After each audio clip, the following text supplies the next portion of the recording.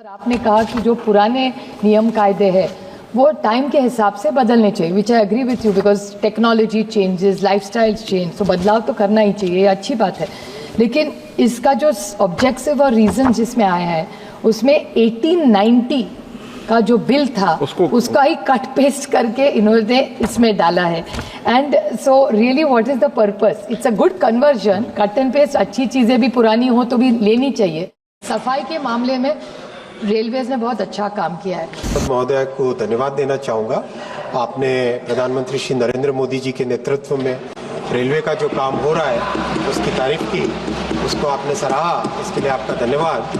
Shrimati Supriya Sule. Thank you sir. Maharashtra में railway मंत्रालय का काम सचमुच अच्छा हो रहा है और उनकी टीम को मैं कॉम्प्लीमेंट करूंगी क्योंकि रेलवेज ने सफाई, इनकी मैं हमेशा प्रशंसा इसलिए कर रही हूँ कि सफाई के मामले में रेलवेज ने बहुत अच्छा काम किया है।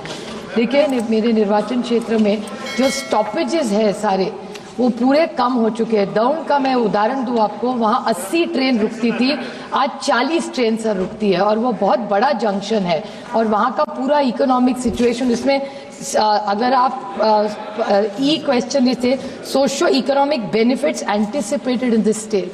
सर, अगर दौंड जो बड़ा जंक्शन था, नीरा बड़ा जंक्शन था, बारामती आज ग्रो हो रहा है, इस जगह अगर आप ट्रेन कम करेंगे और स्टॉपेजेस कम करेंगे तो इकोनॉमिक बेनिफिट कैसे होगा? तो आप एफिशिएंसी बढ़ाने के लिए स्टॉपेजेस कर रहे हैं, ऐसे बहुत बार मंत्री जी ने जवाब दिया है, लेकिन मेरी उनको विनती रहेगी कि स्टॉपेजेस कम ना करे, दूसरा कुछ सुझाव देके जिससे एफिशिएंसी बढ़े। Thank you sir. माननीय अध्यक्ष जी, मैं माननीय सांसद महोदय को धन्यवाद देना चाहूँगा।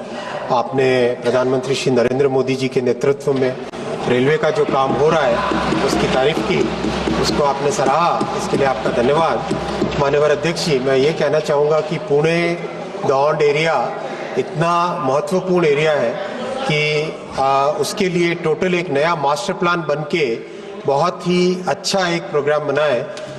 पुणे की कैपेसिटी को डबल करने के लिए उरुली में एक मेगा टर्मिनल बनाया जा रहा है। पुणे जंक्शन को टोटली रीमॉडल करके रीडेवलप किया जा रहा है। शिवाजी नगर स्टेशन को टर्मिनल बनाने की प्रयास है। फिर पुणे से लोनावला के 3rd और 4th लाइन बनाने का काम है। फिर अहमदनगर से पुणे का नई लाइन बनाने का काम है।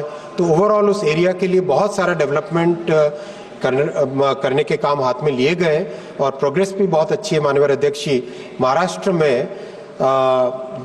अभी करीब 1,64,000 करोड़ रुपए का इन्वेस्टमेंट रेलवे का विभिन्न प्रोजेक्ट्स में हो रहा है और इससे महाराष्ट्र के रेलवे नेटवर्क का टोटल ट्रांसफॉर्मेशन होगा।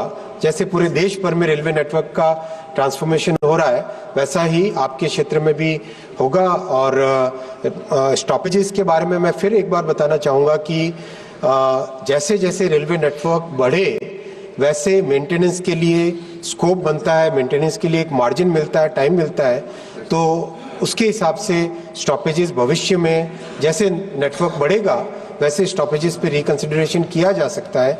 अभी अपने को इस नेटवर्क को सेफ रख के अच्छे तरीके से चलाने का वो मेजर फोकस करके आगे चलना चाहिए और जिस तरह से काम अभी चल रहा है माननीय अध्यक्ष जी, उससे इन प्रधानमंत्री श्री नरेंद्र मोदी जी कहते हैं कि इस 3rd टर्म में 3 गुना मेहनत करनी है। तो इस 3 गुना मेहनत से जो परिणाम आएंगे इन 5 वर्षों में रेलवे एकदम ट्रांसफॉर्म होकर। लेकिन महाराष्ट्र में नीरा, जेजुरी, बारामती और दौंड, इस सारे मेरे निर्वाचन क्षेत्र में जो स्टॉपेजेस है सारे वो पूरे कम हो चुके हैं। सर, आपने कहा कि जो पुराने नियम कायदे हैं वो टाइम के हिसाब से बदलने चाहिए, which I agree with you, because technology changes, lifestyles change, तो बदलाव तो करना ही चाहिए, ये अच्छी बात है। लेकिन इसका जो ऑब्जेक्टिव और रीजन जिसमें आया है उसमें 1890 का जो बिल था उसका ही कट पेस्ट करके इन्होंने इसमें डाला है। And so really what is the purpose? It's a good conversion, cut and paste, अच्छी चीज़ें भी पुरानी हो तो भी लेनी चाहिए, but what is really the purpose and what is happening sir कि हम सब सारी पावर गवर्नमेंट के साथ ही रहेगी, तो जो यंत्रणा होगी वो गवर्नमेंट कंट्रोल्ड ही होगी। तो अपना शायद ऐसा एक इम्प्रेशन हम सबको लग रहा है, शायद गलत भी हो, लेकिन अगर मंत्री जी हमें समझा दे तो ज़्यादा अच्छा होगा कि पार्लियामेंट की पावर कम हो जाएगी जब इस पे और डिबेट होगा। तो अगर हमको समझा दे कि ये करने what was the reason to do this? What was the real idea of doing this? So if he could kindly explain, because it's just cut and paste. So what is the logic of doing something which was done 120 years ago, which if he had come up with some new innovation like he started Vande Bharat and all, which we all compliment him on. So he needs to explain that to it's a very, very small bill. We support it, but I have 2-3 suggestions to the Honorable Minister while he's bringing a lot of these changes, that the safety should be a high point of any railways. Maharashtra में भी, मुंबई में बहुत सारी railway sir चलती है, उसमें अगर this government brings in, because railways is a vast subject, we get very little time even during the budget to speak. इस बार ये बिल आया और आपने BSc में ज़्यादा टाइम दिया, इसलिए थोड़ा हम बात भी कर सके इस bill pay. But if every session, at least once or twice years, railways is something which is very close to all our hearts. So if this government could allow a detailed discussion on all the innovation they are doing and the experiences we are having, like Vande Bharat is a very welcome thing, but मेरे निर्वाचन क्षेत्र में रुकती ही नहीं है sir. सो दिखने में बहुत अच्छी है, लेकिन सुविधा मेरे निर्वाचन क्षेत्र को नहीं मिलती. सो ऐसे अगर चर्चा रेलवेज पे हो जाए, and specially senior citizens, what they have mentioned also in this bill, कि जो प्री कोविड स्टेटस था सीनियर सिटीजन्स के लिए, आज सुबह भी जो जवाब आया उसमें उन्होंने कहा कि हम काफ़ी डिस्काउंट्स दे रहे हैं लोगों को, 43 या 48% सुबह जवाब में दिया है. बट प्री कोविड में सीनियर सिटीजन्स को ज़्यादा डिस्काउंट रेलवेज में मिलता था. Is the government prepared to give that pre-COVID status to senior citizens in the discounts? So इस बारे में if the government will do something, and more autonomy to zones. अगर इतना बदलाव आप ला रहे, तो जो zones है सारे इस देश में, उनको ज़्यादा पावर और ऑटोनॉमी, और सिर्फ फिजिकल ऑल्सो, क्योंकि हम जब पूना डिस्ट्रिक्ट जहाँ से मैं आती हूँ सर, जब हम पूना के जोन को जाते हैं उनको हर चीज़ दिल्ली भेजनी पड़ती है. So if they could decentralise some of the power in this new bill, I think it will be very effective for all the railways. Safety and compensation still is a very big challenge, because accidents बहुत बढ़ जाते हैं, लेकिन compensation के बारे में सोचना चाहिए. और मेरे निर्वाचन क्षेत्र में दौंड हो, जेजुरी हो, नीरा हो, इस सब जगह में रेलवेज में सफाई पहले से बहुत ज़्यादा हो रही है, लेकिन स्टॉपेजेस कम हो रहे. तो इस बारे में भी अगर कभी आप एक बड़ी सारी चर्चा हम सब मिलके कर पाए, because everybody supporting the bill today unanimously in the bill, so और बहुत अच्छी चर्चा हुई है. So if the honourable minister could cooperate with us with more stoppages, and if we could make a few more suggestions on safety, I think that would be much appreciated. I compliment on all the achievements of the railways. Definitely it's a much cleaner. मैं बहुत railways Maharashtra में use करती हूँ, तो बहुत अच्छा काम railways उनका पूरा जो यंत्रणा है वो कर रही है, जो अच्छे को अच्छा बोलना चाहिए. But at the same time, a few interventions about safety as high priority would be, and senior citizens discounts pre-COVID, if you could come back, that would be much appreciated. Question is, socio-economic benefits anticipated in this state.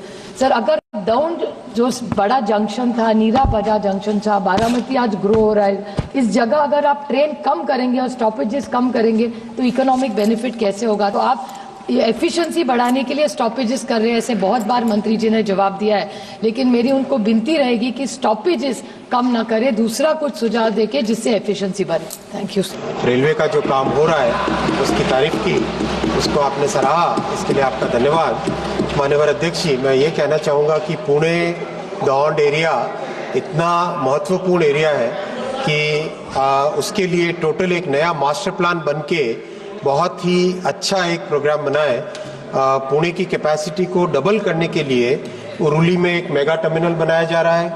Pune junction को totally remodel करके redevelop किया जा रहा है. Shivaji Nagar station को terminal बनाने की प्रयास है. फिर पुणे से लोनावला के 3rd और 4th लाइन बनाने का काम है. फिर अहमदनगर से पुणे का नई लाइन बनाने का काम है. तो ओवरऑल उस एरिया के लिए बहुत सारा डेवलपमेंट करने के काम हाथ में लिए गए हैं और प्रोग्रेस भी बहुत अच्छी है. माननीय अध्यक्ष जी, महाराष्ट्र में अभी करीब 1,64,000 करोड़ रुपए का इन्वेस्टमेंट रेलवे का विभिन्न प्रोजेक्ट्स में हो रहा है, और इससे महाराष्ट्र के रेलवे नेटवर्क का टोटल ट्रांसफॉर्मेशन होगा. जैसे पूरे देश भर में रेलवे नेटवर्क का ट्रांसफॉर्मेशन हो रहा है, वैसा ही आपके क्षेत्र में भी होगा.